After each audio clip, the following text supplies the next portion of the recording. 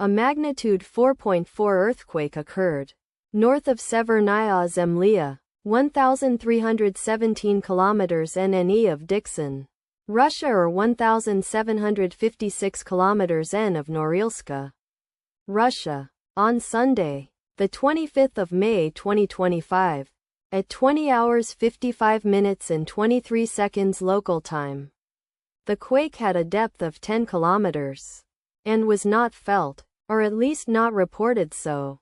Data source from EMSC. Did you feel it?